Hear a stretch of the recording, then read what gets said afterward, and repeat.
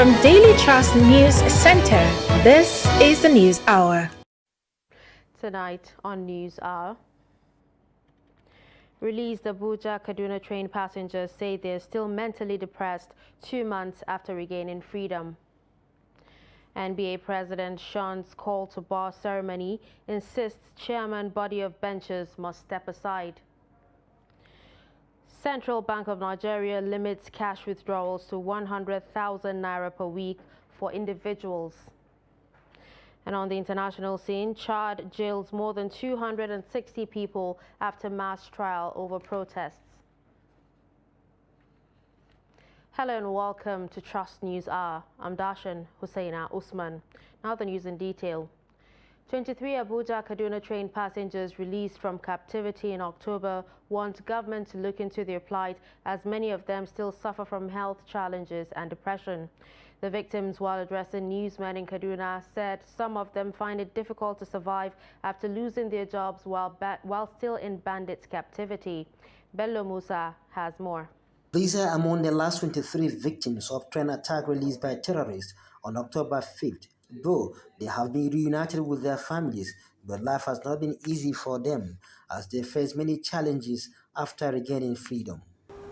Currently now everybody is facing different challenges with the things we've lost, and many of us are even working under a private institution, and while these incidents occur, you know, definitely they are going to replace you with somebody. You are not going to, they won't wait for you to let this person come back first, no. So many of us have even lost what they are doing. So actually the limit of trauma is over to us, and then nobody going to assist us. We are spending a day and night going to hospital without the cover of government. But we really appreciate them for rescuing us. But the limit of the health challenge we are facing now is so critical. And then all our business has been down. To alleviate their suffering, they plead with government to support them so that they could be mentally stable. Actually, they did collected our contacts, but they were going to get back to us. But till now, nobody said anything. And we are even facing different intimidation from our fellow humans that we collected huge amounts of money from the federal government, and we are not ready to spend it. And even some of them are even criticizing us and telling us that we have money, and we are claiming that we don't have money. That how can somebody like us have a conference with the president of the Federal Republic of Nigeria, and we end up saying we don't have anything? People that they wish to come to assist us, they are now intimidating us, saying that a federal government give us a struggling hook of money that to us.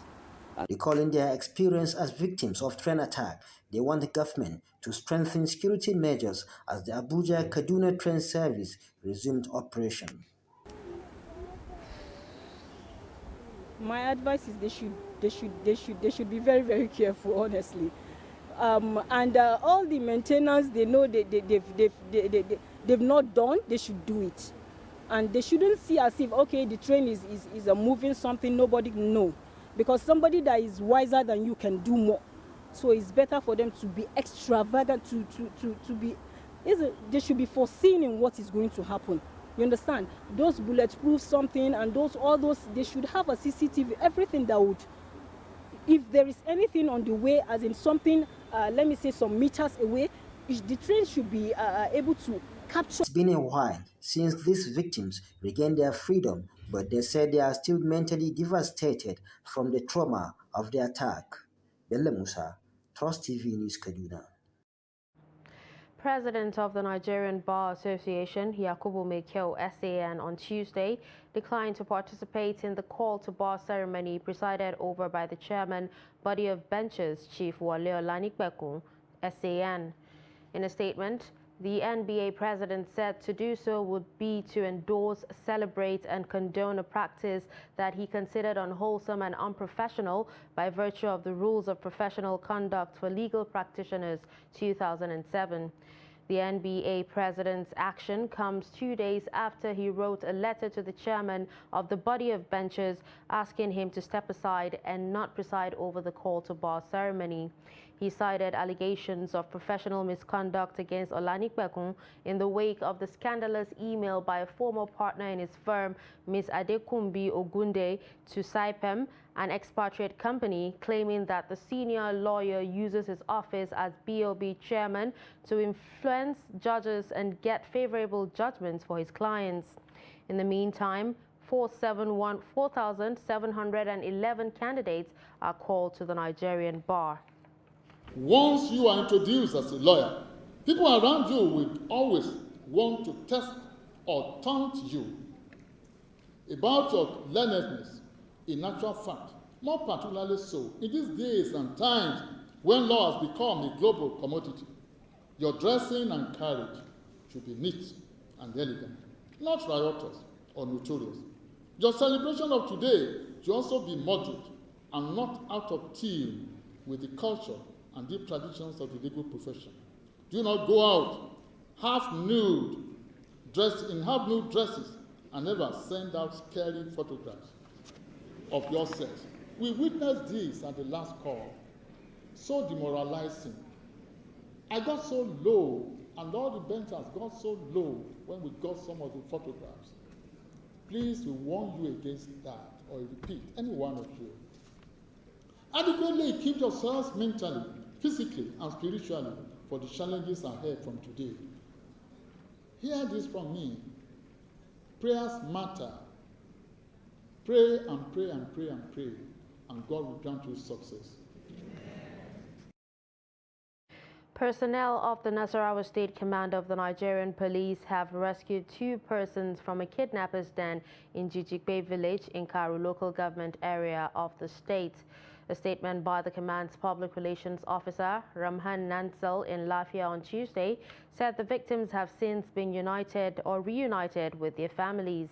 He said the police in Karshi have received a complaint about an abduction of security guards working in a firm under construction, whereupon the police commissioner, Mayaki Muhammad Baba, detailed operatives led by CSP Nnamdi Udobo to embark on a manhunt of the kidnappers. According to the spokesman, the suspect will be arraigned in court as soon as the command completes its investigation. Moving on to security, troops of the Nigerian army have neutralized several bandits during clearance operations in bandit enclaves around Idasu, Fatiki, and Makera Forest in Giwa local government area. In a statement, the Kaduna state government said while several bandits have been confirmed neutralized, others fled with gunshot injuries to the Hayan CD area around the interstate borders. The statement commended the troops for the success and urged them to redouble their efforts in order to achieve more. It appealed to citizens in the affected areas to report suspicious individuals seeking medical attention from gunshot wounds to the security agencies, as the bandits will be seeking help for their gunshot wounds. No fewer than 55 people, including wives of the fighters of Boko Haram and their rival group ISWAP, have been killed in multiple clashes in Borno State. Reports say the clashes started last week in one of the camps at Mutakinti area in Bama local government area of the state, where about 11 fighters loyal to JAS Boko Haram lost their lives in the encounter. Infighting at Dollar Land in Sambisa Forest last Saturday also claimed dozens, including fighters and women. ISWAP fighters were said to have outnumbered and overpowered JAS, leading to the death of 11 fighters who died in a gun battle in Mantari general area. In the aftermath of the encounters, Boko Haram members seized 4 Hilux trucks mounted with weapons belonging to their rivals and burnt another. Moving on to politics, the presidential candidate of the Labour Party, Peter Obi, on Tuesday said he will solve the perennial strikes by the Academic Staff Union of Universities if elected next year. He also assured Nigerians that he will make sure academic programs are not disrupted by incessant walk to rule by academic staff and other workers in higher institutions. Obi, who spoke on Tuesday at the presidential rally in Owerri, Imo State, said his administration will work hand in hand with students in order to understand and address their problems. He also promised to make investments in education, health, and agriculture his priority. Members of the Osun Progressives, a caucus within the All Progressives Congress loyal to the Minister of Interior, Rauf Aregbesola, have dissolved into a mainstream APC in the state after the party suffered a major electoral defeat. The immediate past Speaker of Osun State House of Assembly, Najim Salam, at a press conference on behalf of Aregbesola's camp, said the caucus wants to reposition the party to deliver Osun for APC presidential candidate Bola Tinubu and his running mate Kashim Shettima. Salam said all factions in the party have been dissolved and declared a cessation of hostilities within Osun APC. The former Commissioner for Information and factional APC State Secretary in the state, Adelani Baderingwa, confirmed the decision to settle their political differences, which have lingered for over 3 years. Progressive governance in Osun, headed by our leader, Ogbeni Rauf Adesoji Aregbesola, gave the state its biggest development village in all ramifications. We are going back to our roots. The present setback is a mere distraction. Therefore, I write Honorable Najim Folasayo Salam, conscious of the huge responsibility of history and the support of our sincere and committed progressive leaders and members in the state of Osun, I do declare today, the 6th day of December 2022, cessation of hostilities, and invite all genuine progressive to an all-inclusive meeting for the rebuilding of our party within the next 1 week. The other side misunderstood our intentions, and we all saw what the repercussion is. And we are now saying now, consequent to that, we do not want what happened to us in the past to continue, and therefore we are saying we do not have any hang-ups. We want to be on the same page with everybody, and that we should go ahead and rebuild our party together. As many people as possible who want to join us in it should come together with us and let us rebuild the party so that we can try for future success. Still in politics, the Kwara State chapter of the Social Democratic Party has expressed confidence in the Independent National Electoral Commission to conduct free and acceptable election despite the challenges of burning of its offices across the country by yet-to-be-identified hoodlums. Speakers at the flag-off of the party campaign in Moro local government area of Kwara State stated this while pointing fingers at politicians for the attacks. The report. At Bode Saadu, the headquarters of Moro local government, supporters of Social Democratic Party came out en masse to welcome the Kwara North senatorial candidate of the party, Abdullahi Adamu Manko, accompanied by others.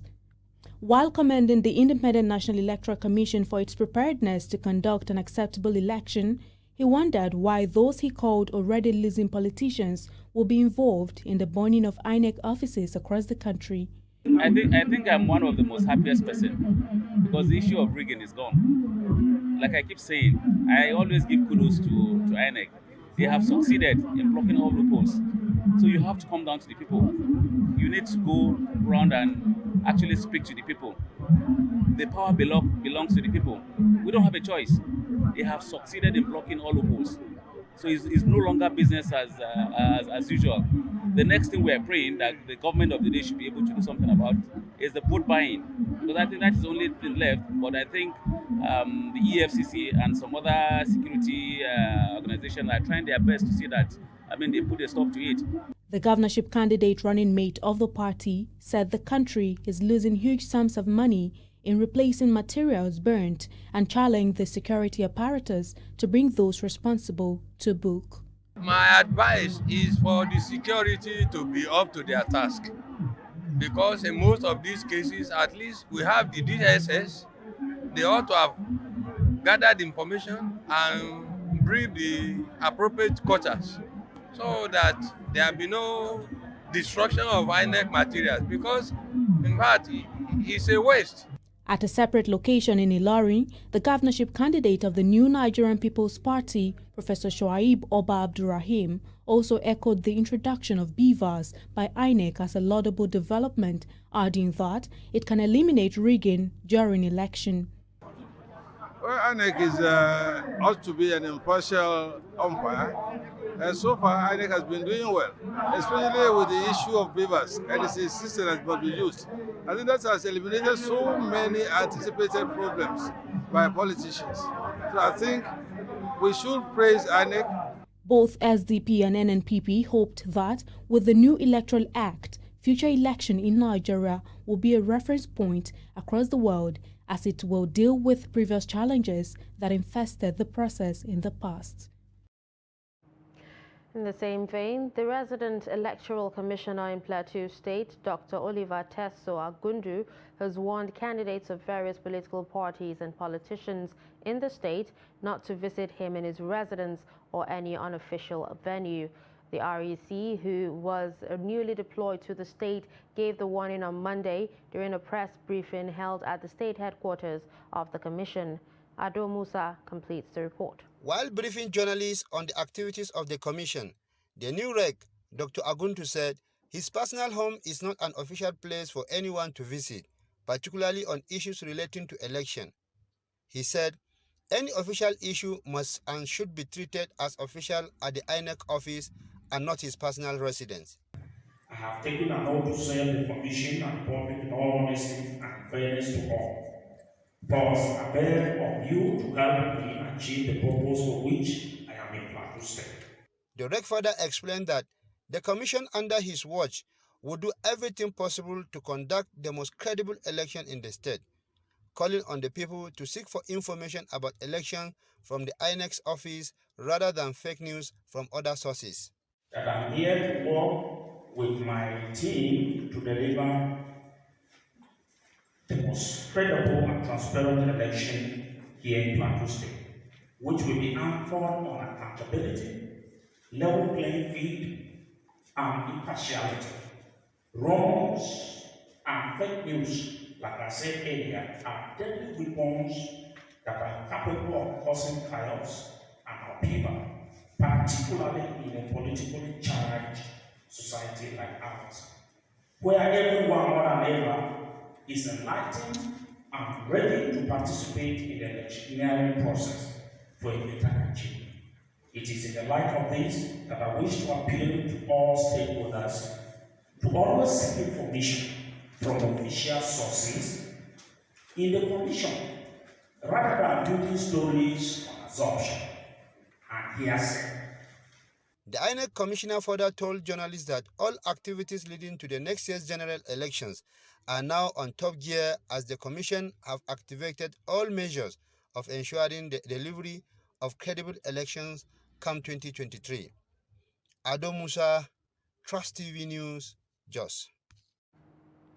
Kaduna State Working Committee of the Nigeria People's Party says chairman and legal advisor of the party in the state, Ben Kure and Ibrahim Ahmed, have been removed following a vote of no confidence passed on them.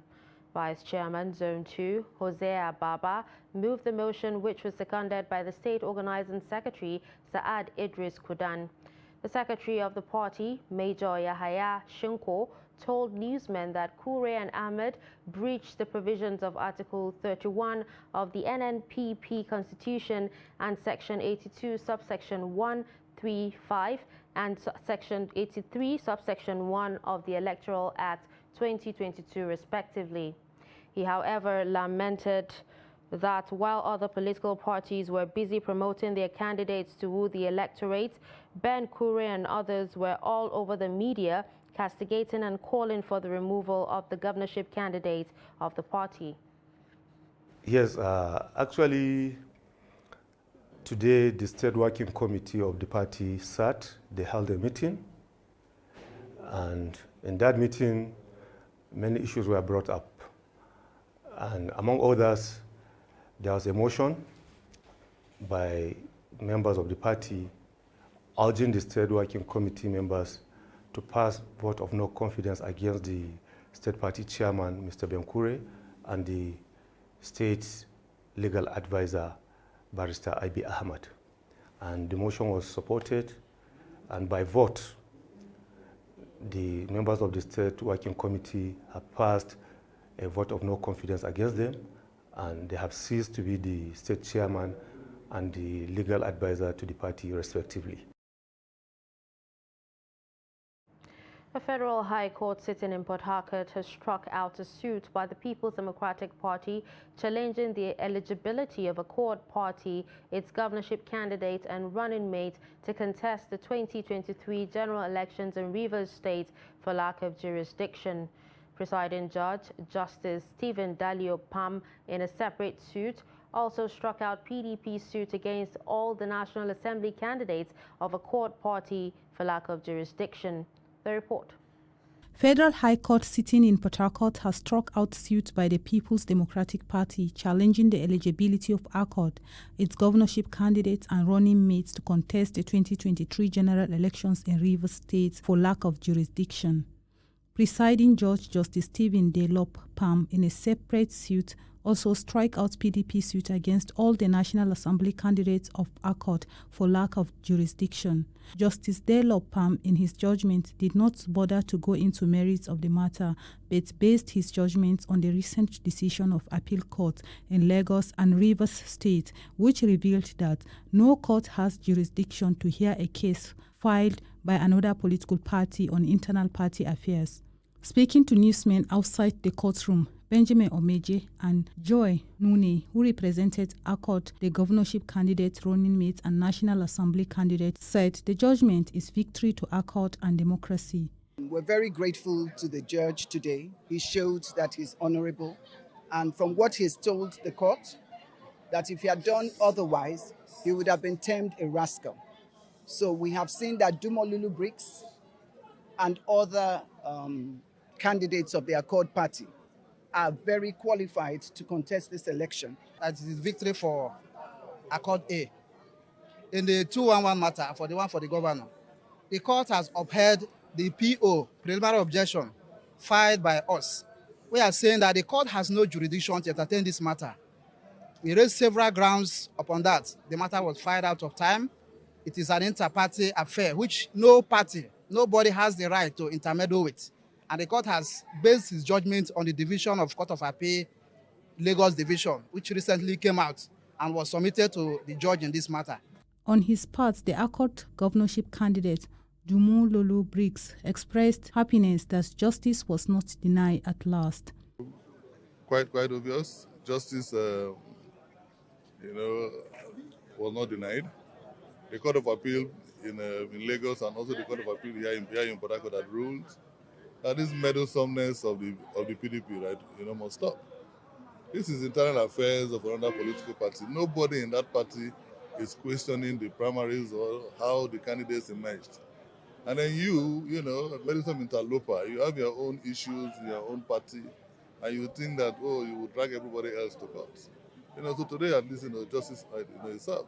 Counsel to PDP, Dike Odina, denied comments. Presidential candidate of the All Progressives Congress, Bola Tinubu, says he is the front-runner in the 2023 presidential election. Tinubu, in an interview with BBC Africa, explained the sources of his wealth, saying he is the most investigated and most accused former governor. He said the APC administration has tried addressing security challenges. Chaos is easy. To bring normalcy and redecorate, it's more difficult. Here we are, barriers degraded, but not completely eliminated as well. Then we talk briefly of lethal weapons. and ammunition and technology equipment that could have helped accelerated the cleanup of those people. The West is yet to feel comfortable enough with the Buhari administration to sell us the arms. Do you think that will change? That might change with you, or will that change with you? It could change. It might not change, but we have to look at alternatives, and those are the mass recruitment of individuals in a volunteer army to really clean up. That was APC presidential candidate Bola Tinubu in an interview with BBC Africa. You're still watching Trust News Hour. Coming up after the break. How commercial drivers navigate fuel shortage. Do stay with us. As part of security measures in place to ensure a secure resumption of the Abuja-Kaduna train route, the federal government has directed that the use of the National Identity Number, NIN, is now compulsory for passenger profiling when boarding the Abuja-Kaduna train service. All intending train passengers are to note the new ticketing guidelines. Existing profile owners are required to update their profiles with their NIN. Failure to update will reflect the profile as unverified. Where a profile is not verified, the intending passenger will not be able to purchase a ticket. All new profile registration will now require passengers to include their NIN. All tickets for minor passengers must be bought by an adult. Where the minor has no NIN, the minor passenger's ticket will reflect the NIN of the adult making the purchase. However, only the minor passenger's name will reflect on the ticket and will be verified during the ID check process. It is dangerous to use your NIN to purchase tickets for unknown persons. This may lead to criminal prosecution. Passengers are advised to conduct themselves orderly and avoid altercation with NRC and security officials, as defaulters will be duly prosecuted and severely punished. Your NIN, simply dial *346# on your mobile phone and follow the prompts. This message is from the Nigerian Railway Corporation. Now, as part of efforts to support Africa's goal of strengthening... Now, looking at the activity chart, as you can see right here, a total volume of 130... A Boko Haram crisis that at that time was restricted to Yobe. How secure are they? You can see security men with blood. This is the road leading up to the... Really, if you look at English squad, you are looking at EPL, you are looking at their names. You are not looking at...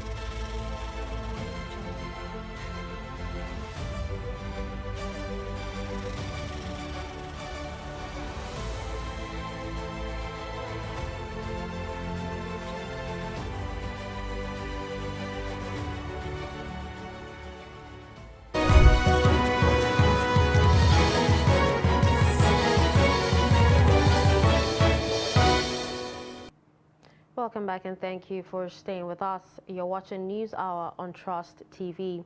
Let's take a look at some of our major stories. We told you that released Abuja-Kaduna train passengers say they're still mentally depressed 2 months after regaining freedom. We also told you that NBA President shuns call to bar ceremony, insists chairman body of benchers must step aside. Moving to more news, the Central Bank of Nigeria has pegged maximum over-the-counter cash withdrawal per week for individuals at 100,000 naira and 500,000 naira for corporate organizations. The directive is contained in a circular to all deposit money banks and other financial primary mortgage banks and microfinance banks. The circular, dated December 6th and signed by the Director, Banking Supervision, Haruna Mustafa, directed that maximum cash withdrawal over the counter by individuals and corporate organizations per week shall henceforth be pegged at 100,000 naira and 500,000 naira respectively. The circular said withdrawals above these limits shall attract processing fees of 5% and 10%.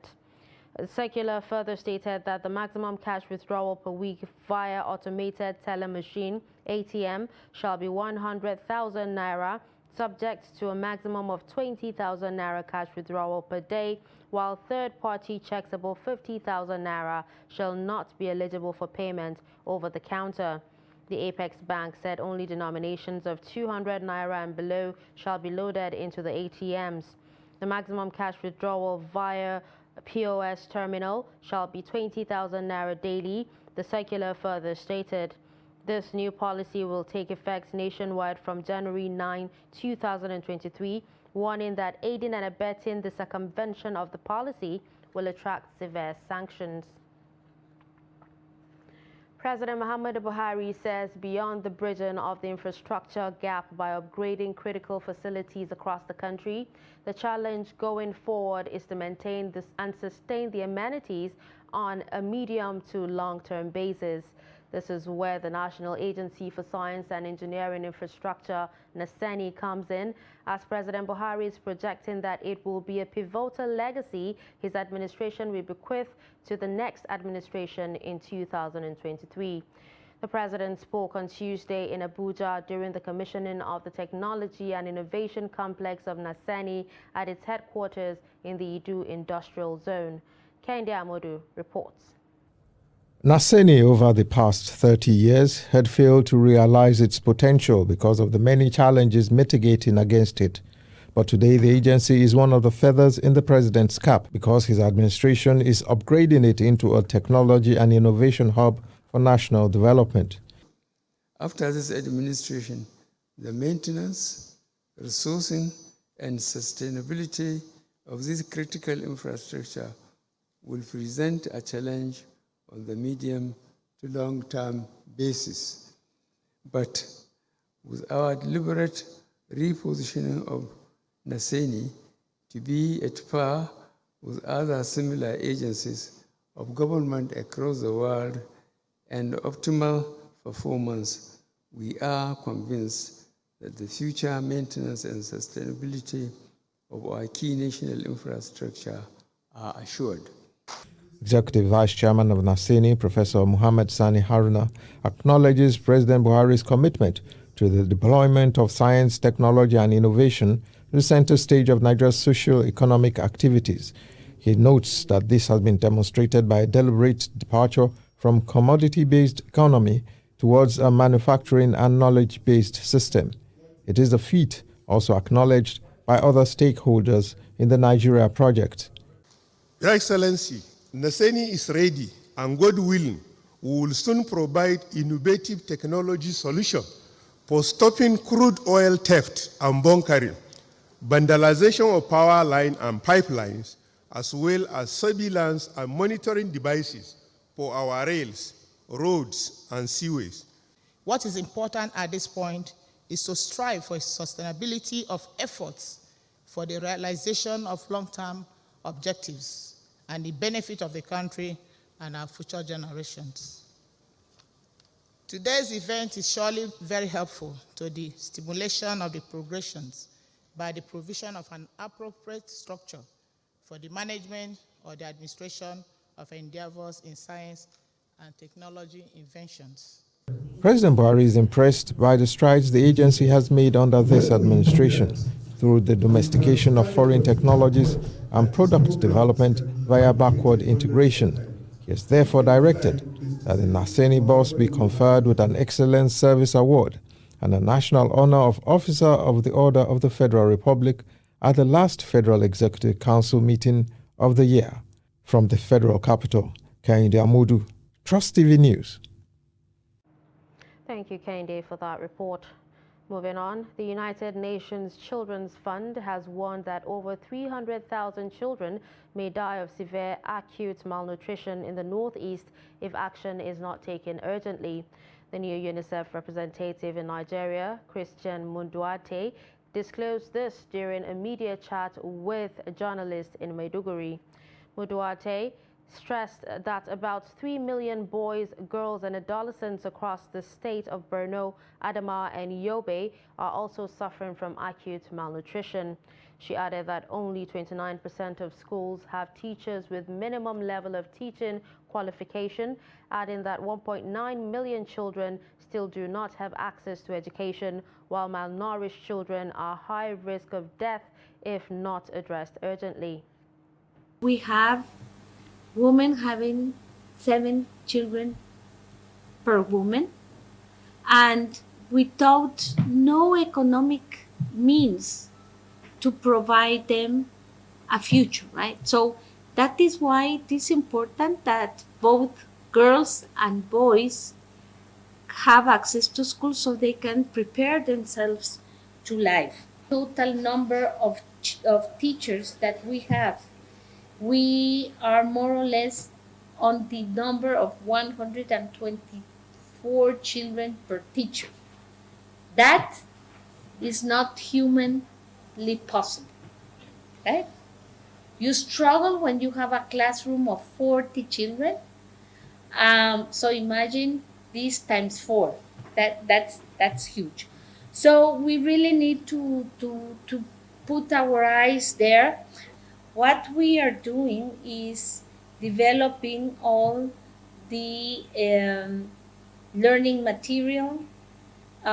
We are transferring the methodology to the education sector. We are training the teachers, and of course we are doing quality assurance to make sure that this is working. Retirees of the Nigerian police are calling on the National Assembly to ensure that the bills for a law to exempt the Nigerian police force from the contributory pension scheme, as well as the establishment of the Police Pension Board, are passed into law. The retirees, during a solidarity walk in Kaduna in support of the two bills, described the current contributory pension scheme as modern-day slavery. The report. Is it a crime to serve as a policeman? No. I have a wife, I have children. They pay me 28,000. These are retired police officers who have served the nation for 35 years. They are carrying placards with different inscriptions in support of the bills that seek to exempt the police from contributing to the pension scheme, as well as establishment of the Police Pension Board. They complain that they are being shortchanged despite giving their best years to the nation. No enough money, no enough feeding, no rest of mind, always thinking of what to do. Some of us, our families, are deserting us, that we can no longer take care of them. Since 2017, we did, even in fact the second protest, we did it last year, October. We protested in Abuja now, and that was why even the second bill was passed. And even public hearing took place. But now we are waiting for third reading and, to take it to the president for his assent. I have a wife, I have children. They pay me 28,000. And I'm still on that 28,000 naira. I have nobody to complain to. I'm begging the authority, they should add my money for me. They should include us into the normal police gratuity pension. It's very correct. I'm among of those people collecting that. As a superintendent of police, every month my alert comes 20,000, sometimes 27,000, sometimes 21,000. While the rest people are collecting 30, 180,000. Why is it so? So do you think the only solution is to exist from this? That is the solution, to exist us, and which the House of Senate and House of Reps are doing. We are very happy to see that. The chairman of the association, retired CSP Manir Lawal, explained that the police, being a frontline security agency, is daily exposed to dangers, hence they deserve better treatment during and after service. We want to appeal to the lawmakers to continue with the good effort that they have started, because they are the only people in the world that can elevate us from this serious hardship that we are facing. Yeah. Then number two, we are appealing to them as they have started doing a good job in favor of the retired police officers. The retirees said when the two bills are passed into law, the outcome will help in cushioning their hardship. They should increase our pension. They should remove us from PENCOM. and be paying us according to what they are doing now with the police or some other people who retired. That is why we are appealing. We are good citizens. We are begging. We are begging. We are begging. They should let exiters just, They therefore appeal to the National Assembly to hasten the process of the passage of the bills which have passed second reading. Bello Musa, Trust TV News, Kaduna. Executive Director, Yaga Africa, Samson Itodo, says youth's participation in politics is the major factor that can trigger social and economic development in Nigeria. Itodo said fixing Nigeria's political and economic problem requires active participation of young people and women that will ensure long-term sustainable development. He calls on youths to not relent in participating in political matters for the overall development of the country. In 2019, there were 20 young people who were between 25 and 29 who won their elections, and they sat in the state houses of assemblies. We also see where young people are getting more interested and they want to run for office. And most of them are not just running because they are young, but they are running because they have what it takes. To support young people who are out there, who have competence, who have character, who have the capacity to provide the kind of transformative leadership that Nigeria needs at this critical moment. Please support them. Donate to their campaigns, volunteer, because fixing this country will require a new brand of political leaders. And we believe that you can find that brand amongst these young people who are aspiring to run. With exactly 81 days to the 2023 general elections, the Nigeria Interreligious Council has called for a peaceful and credible conduct of the elections. The call was made at the group's fourth quarterly meeting 2022 in Abuja, themed Peaceful and Credible Elections for National Renaissance. Noel Sampson has more. A country cannot be truly democratic until its citizens have the opportunity to choose the representative through elections that are free, fair, credible, and peaceful. Hence the importance of the fourth quarterly meeting of NIREC ahead of the 2023 general elections. So I don't believe it's a make or break election. And we must not play into the hands of those enemies of Nigeria who keep on parading or bringing such issues as this is the election that will decide the fate of this country. Only Allah decides the fate of this country and any other country. Let's not play into their hands. Let us go out, campaign peacefully, and whenever the elections come up, we elect whom we think is best for us, and we leave the rest to Almighty Allah. As a faith leader, I am convinced that this ugly history of pre or post-election violence will not be repeated if we all decide to halt the trend through strategic conversation that appeals to the conscience of the political class like we are doing here today. Unbridled ambition and cutthroat competition among Nigerian politicians is a major part of the problem. Even people with no coherent political ideology and development agenda of any kind also engage in do or die politics. The other issue is the lack of transparency in the electoral process. However, NIREC were given the mandate to preach peace and unity among their members during sermons, as well as the importance of understanding and respecting each other. The leadership of NIREC have a critical role to play in this forthcoming general election because they are regarded as the spiritual heads, influencers of the society, and also custodians of our theology and ethics, which the followers look up to for guidance. At this critical period of active political activities, the leadership of NIREC are expected to be apolitical. Experts are of the opinion that the only way to be certain of a smooth and fair election process is to maintain law and order and respect for humanity. Noel Sampson, Trust TV News, Abuja. The Federal High Court sitting in Lagos has refused the bail application of the Kogi State House of Assembly candidate of the New Nigerian People's Party for Ankpa 2 constituency, Ismaila Atumeyi, and 2 others. In his ruling on the application and counter-application for bail Tuesday, Justice Tijani Ringim upheld Oyedepo's argument that the defendants were flight risk as the probability of them jumping bail is high. The trio were arraigned before the court on Monday by EFCC on 18 counts of alleged 1.4 billion naira bank fraud. The other two are a former employee of Union Bank, Abdul Malik Salau, and one Ngene Joshua. They had pleaded not guilty at the arraignment and applied for bail through their counsel, Bolajide Ayorinde. The EFCC counsel, Rotimi Oyedepo, had opposed the application and instead asked the court to make an order for an accelerated hearing of the matter.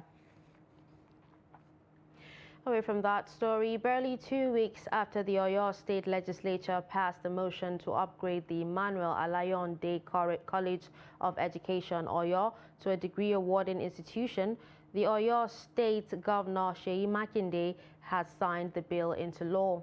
Commissioner for Education in the state, Abdurrahman Abdurrahim, who disclosed this, stated that the promotion of the college to a University of Education will help churn out competent and professional teachers as well as improve the internally generated revenue of the state. The Speaker, Oyo State House of Assembly, Adebo Ogundoyin, said the passage of the law to upgrade the Emmanuel Alayonde College of Education to a degree awarding institution has increased the state-owned universities to 3 in consonance with the government's determination to improve the education sector. Governor Seyi Makinde said his administration will maintain 100% subventions to all state institutions, while staff welfare would be accorded priority. I would like to sincerely appreciate His Excellency, the principal of the institution, Governor Seyi Makinde, for the visionary, systematic, and scientific approach to governance by foreseeing the need to enhance the quality of manpower in the education sector of the state. Without missing words, it is evidently clear that the present administration of Oyo State, under the leadership of His Excellency, Governor Seyi Makinde, has a premium commitment to the provision of qualitative education in the state. We passed this bill on the 23rd November 2022, and we passed the Emmanuel Alayonde University of Education Oyo Bill 2022 into law. A bigger history is being made here today on the 5th of December 2022 as our amiable governor, His Excellency Engineer Seyi Makinde, is going to assent this bill. I want to congratulate the People's Governor for yet another milestone achievement in which is unparalleled in the history of governance in Oyo State. So with the signing of this bill into law and the expected pronouncement of the National Universities Commission in a matter of days or weeks, as the case may be, the Emmanuel Alayonde College of Education will soon be known as the Emmanuel Alayonde University of Education, Oyo.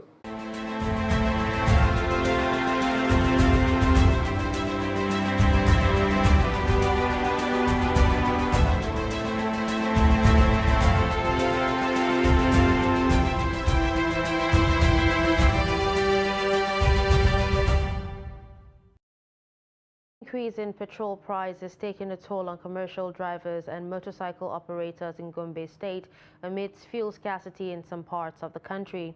Trust TV's Ibrahim Ismail speaks to some commercial drivers and motorcycle operators on the effects of fuel scarcity and price hike as it relates to the current economic realities in the country.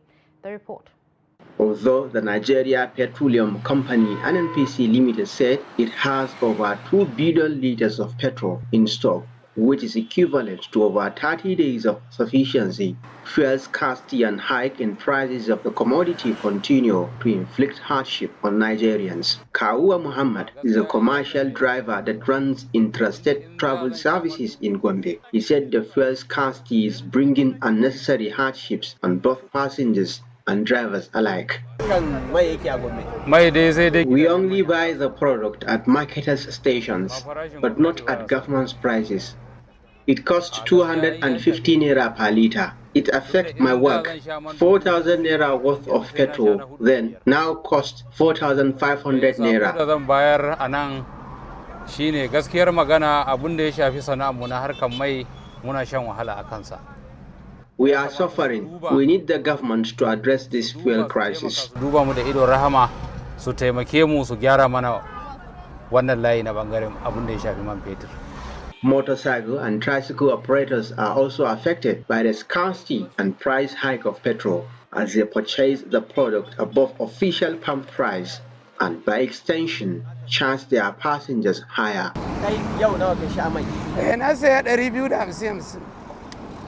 I bought fuel 250 naira per liter. This is how we manage to operate and help people, but we don't blame the marketers.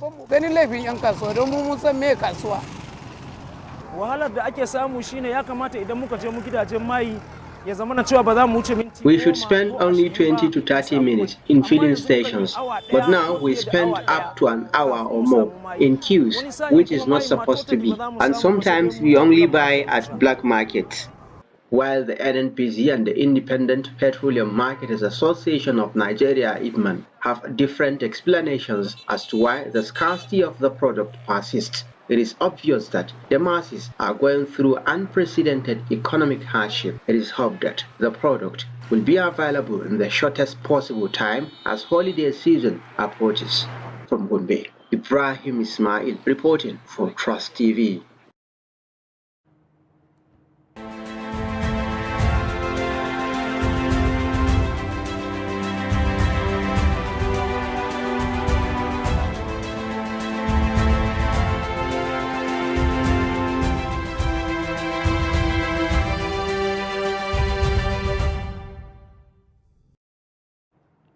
We'll now join Chiamaka Nwafo for business news.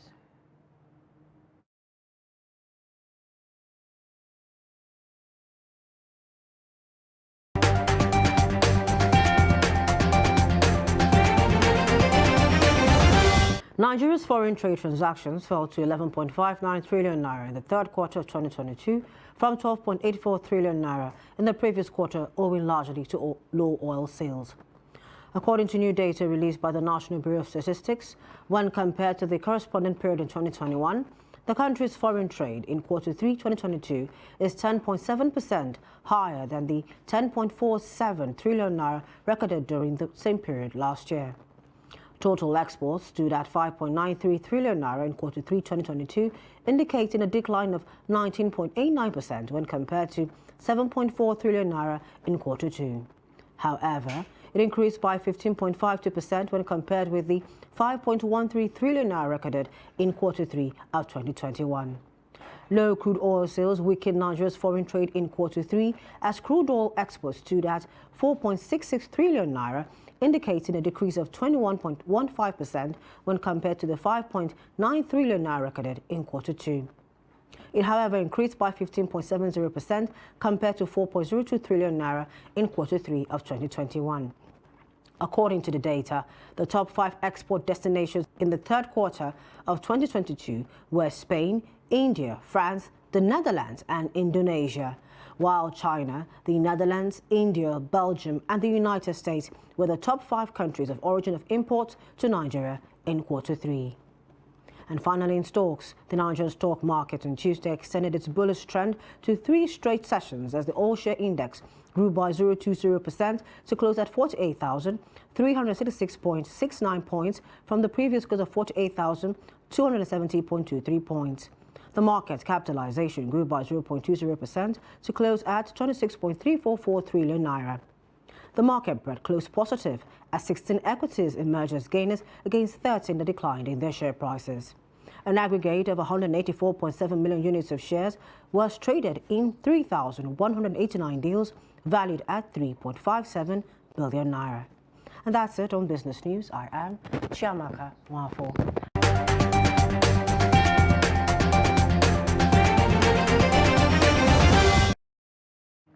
On the international scene, a court in Chad has handed out jail terms of between 2 and 3 years to more than 260 people arrested after anti-government protests in October with defense lawyers arguing that the trial was illegal. A total of 401 people were put on mass trial in Koro Toro Prison, a high-security jail located in the desert 600 kilometers from the capital in N'Djamena last week. Speaking at a news conference on Monday, Public Prosecutor Musa Wade Jibrin said while 262 people were given jail sentences, 80 were given suspended terms and 59 were acquitted. The defendants were charged with taking part in an unauthorized gathering, destroying belongings, arson, and disturbing public order. Approximately 50 people, including 10 members of the security forces, died when police opened fire on demonstrators in N'Djamena and several other cities on October 20. Let's now join Adeni Ajishafe for sports news.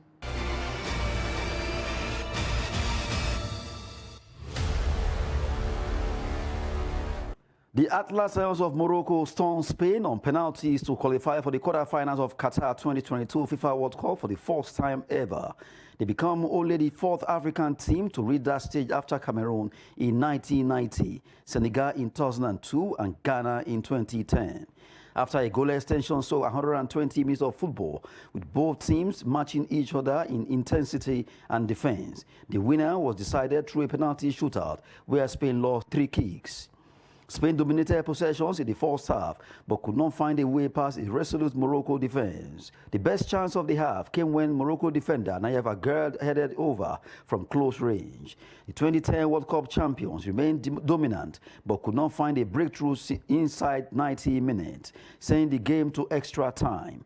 Morocco enjoyed the better chances as they squandered a pair of one-on-ones, and with the scores still level, a penalty shootout was required. It was Morocco's first shootout at the World Cup finals and Spain's 5th. But the Moroccan goalkeeper Yacine Bono turned hero. Watching Spain's first spot kick hit the post before saving their next 2 efforts to help the North African side to a 3-0 victory on penalties. The result means Morocco advanced to the World Cup quarterfinals for the first time after a pulsating 134 minutes that included additional time at both halves, regulation time, as well as the 2 halves of the extra time. With the victory, Morocco is the sole African side remaining in the tournament. That's Sport News. I am Adeni Ajishafe.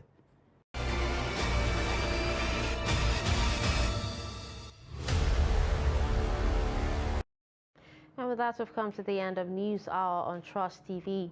Don't forget to connect with us on all our social media platforms.